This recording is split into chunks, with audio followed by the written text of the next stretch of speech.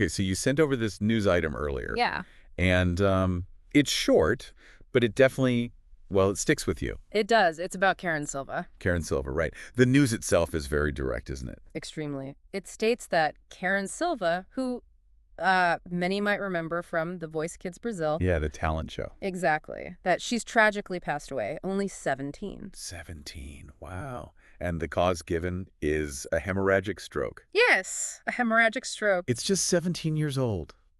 It really brings home how fragile life can be, you know? Absolutely. Yeah. Especially thinking about someone who had already been on, well, a national stage like that. Uh-huh. And given that we've only got this one pretty concise news piece. Right, there's not a lot of detail. No. So I think for this deep dive, our goal isn't really to like guess or speculate about things we don't know. Definitely not. It's more about unpacking the announcement itself, the weight of it, even in this limited form. Yeah, what it signifies. We're talking about a young person, recognized talent, life cut short. And what strikes me immediately, even from just this brief report, is how unexpected it all feels. Totally unexpected. You know, such a severe medical issue in someone so young. And someone we sort of knew from TV. Right. It just underscores how unpredictable life can be. You see that headline, and it just speaks volumes about a sudden, profound loss. It really does. Oh. And the Voice Kids.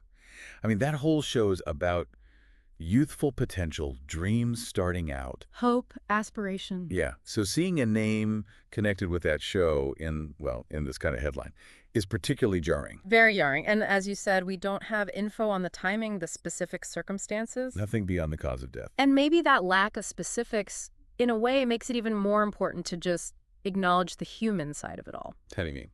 Well, the news mentions her as a contestant, her public role. But we have to remember, behind that, there was a young woman, you know, a daughter, maybe a sister, a friend. Whole life. Exactly. A family, a community who knew her and cared for her.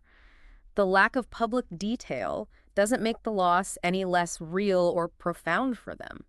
That's a really important point. It makes you think about the glimpses we get into the lives of people in the public eye. Just glimpses. We see the performance, maybe a short interview, these news announcements. But the actual person, their story, it's always so much richer, so much more complex. Always. And even with just this tiny bit of information, this news really makes you stop and pause, doesn't it? It absolutely does. You're faced with this reality that someone who, shared their talent, their singing, with a huge audience is now gone. And it's noteworthy, I think, how even such a brief news item can trigger that kind of deeper thought. Yeah. It gets you thinking about, well, the paths young people take when they enter the public sphere, even through something positive like a talent show.